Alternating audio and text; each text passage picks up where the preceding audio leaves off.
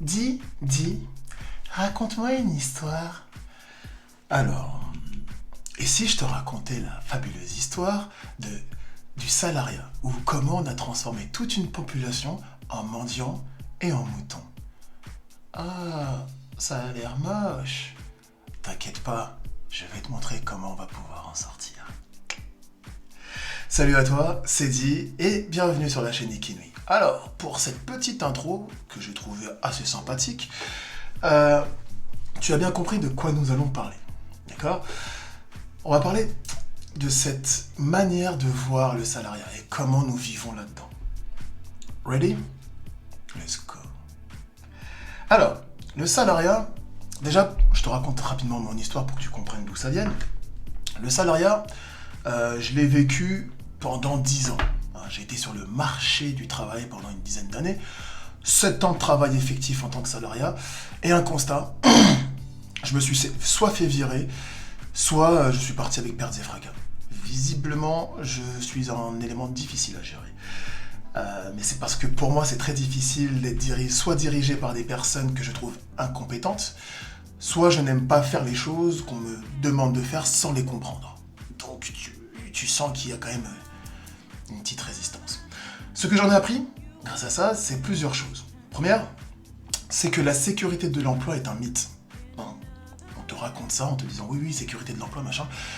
Si tu veux juste te prouver le contraire, regarde le nombre d'entreprises qui se séparent d'un nombre incalculable de personnes qui sont non pas dans un contrat précaire, non, le sacro-saint CDI. Tu vois? Donc, la sécurité de l'emploi, c'est juste quelque chose qu'on te met dans l'esprit pour que tu te sentes à l'aise. Mais c'est un mythe. Ça, c'est la première. Et la deuxième, c'est que j'ai compris qu'il n'y avait que 2 raisons pour lesquelles je devais bosser. La première, c'est parce que ce que je fais me passionne. Pour savoir ce que c'est que quelque chose qui te passionne, c'est très simple. Si tu es prêt à payer pour faire ce que tu fais, c'est que ça te passionne. Bien évidemment, il faut que tu le kiffes aussi. Cela va sans dire. Voilà. Deuxième, c'est sinon tu travailles parce que ce job te permet de réaliser un projet. D'accord? Donc ce job a une date limite de consommation. C'est du court terme, genre 2 ans maximum. D'accord? Donc on oublie ce fameux payer les factures. C'est vraiment une phrase totalement débile, je trouve. Honnêtement, ta motivation c'est quoi pour aller au travail? Mec, c'est pour payer les factures. Comment veux-tu que tu kiffes ton taf si c'est juste pour ça que tu te lèves le matin? Aucun intérêt. Reste chez toi, profite des minima sociaux et tu verras, ta vie sera aussi merdique. Donc, non, on oublie ça et on met ça de côté. Donc, il y a pas mal de choses à comprendre. Déjà, la définition, j'aime bien la définition de travail. Comme le dirait mon mentor, travail, ça vient pas de lui, mais c'est lui qui me l'a rappelé. Travail, ça vient de tripalium, qui est un instrument de torture. Donc, quand tu vas au travail, tu sais où tu vas. Donc, maintenant, on va travailler un peu sur l'état d'esprit, la manière de voir le travail. Et le premier conseil que je te fournis, après, t'en fais ce que tu veux, comme d'hab, c'est vois-toi comme une entreprise, d'accord, qui fournit un service à une autre entreprise en échange d'une rémunération. C'est-à-dire que, imaginons que tu t'appelles Dominique, c'est parfait, c'est un nom mixte. J'aurais pu choisir Camille.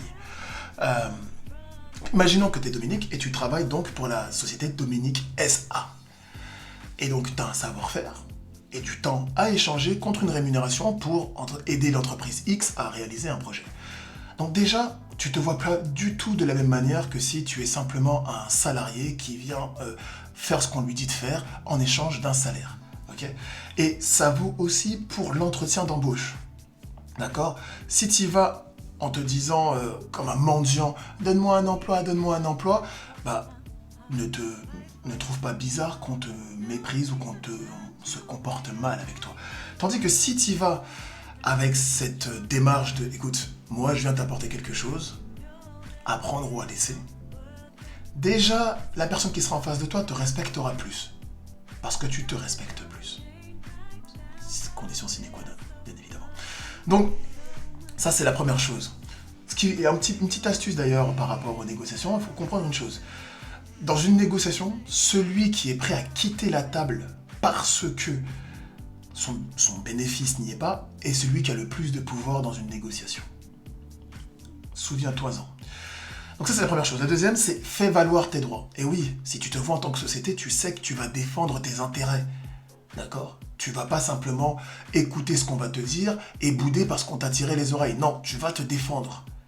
Et ça, c'est une vision que l'entrepreneuriat t'apprend, tu vois. D'ailleurs, ce serait bien d'avoir des cours d'entrepreneuriat à l'école, ça nous permettrait d'avoir une vision plus globale du monde du travail. La troisième chose, comprends que ton patron, ce n'est pas ton patron. C'est le patron de sa boîte, de la boîte X. Et en comprenant ce passage-là, tu vas comprendre plein de choses. Par exemple, imagine que tu es dans un métier de commerce, par exemple, et que tu as un litige avec un client. Même si le client est désagréable, t'as manqué de respect, t'as insulté, et que t'as envie de lui mettre une jolie petite claque dans le visage, et que ton patron arrive, il va défendre les intérêts de l'entreprise et pas les tiens. Donc si c'est dans son intérêt, dans l'intérêt de la boîte, de te pourrir devant le client, il le fera. C'est pas personnel, ok? Comme disent les Américains, this is strictly business, nothing personal, ok? Donc comprends-le, et c'est aussi la raison pour laquelle tu as besoin de défendre tes droits, d'accord? L'évaluation. Autre point, tu sais, il y a des évaluations chaque année, on te dit oui, évaluation d'année, voilà, ok. L'évaluation, c'est dans les deux sens. Actuellement, je travaille, enfin, quand on peut travailler avec cette situation actuelle, hein, mais je travaille avec une application qui s'appelle Brigade. Si tu veux, c'est une sorte d'agence intérim 2.0, dans laquelle des personnes en freelance en tant que serveur, tu vois, ou barman, vont faire des missions dans des entreprises, et à la fin de la mission, nous sommes notés, mais nous notons aussi l'entreprise. Ça va dans les deux sens. D'accord ? Donc quand tu fais ton entretien annuel, machin, ne reste pas comme un élève qui est juste là et qui attend sagement qu'on lui tape un peu sur les doigts ou qu'on lui fasse des bons compliments. Va aussi avec ta feuille et dis, bah voilà, écoute, moi pendant cette année, j'ai remarqué ça, ceci, cela, j'aimerais qu'on travaille là-dessus. Va dans les deux sens.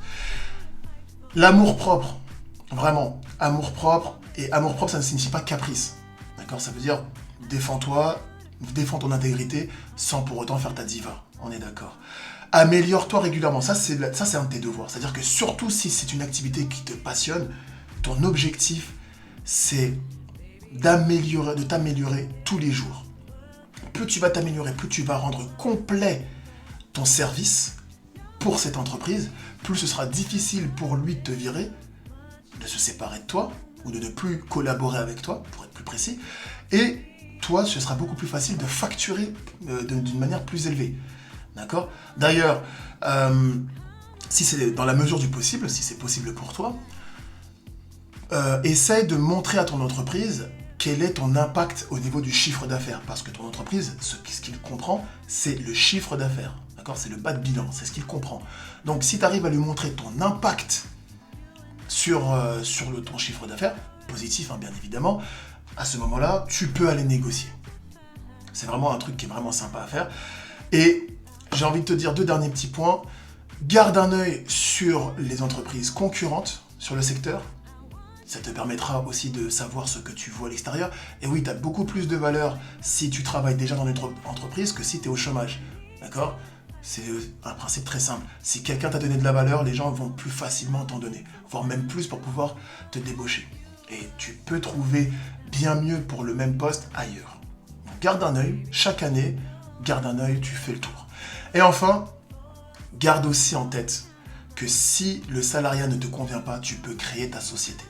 Alors ce n'est pas le chemin le plus simple, je te le garantis que ce n'est pas le chemin le plus simple, mais tu pourras prendre ton rôle, ajouter 2-3 éléments, commencer en freelance, même garder ton job pour structurer ton travail, structurer ton business qui démarre, commencer à te faire de la clientèle, à te faire du réseau, et ensuite muter vers une création pure et dure d'entreprise. Donc tu peux commencer par une SAS ou une EIRL ou en auto-entrepreneur, tu as des statuts qui peuvent te permettre de commencer tout petit pour créer un truc, une base, et ensuite aller plus haut. D'accord ? Donc voilà, tous ces conseils, encore une fois, c'est pour que tu reprennes possession de ton pouvoir sur toi.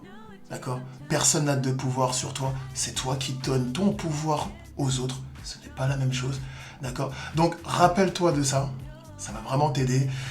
Je sais que cette vidéo t'a plu. Si ça t'a plu, laisse un commentaire en bas. Si ça t'a pas plu et que t'es un patron et que tu me dis enculé, t'es en train de me niquer mon bise, bah laisse un commentaire en bas et on va discuter. Partage autour de toi, comme d'habitude, tu connais la chanson, partage à des personnes qui ont besoin d'entendre ça. Réécoute quand tu en as besoin parce que aussi le rappel c'est extrêmement important. Et comme tu le sais, toi et moi, on se voit dans la prochaine vidéo.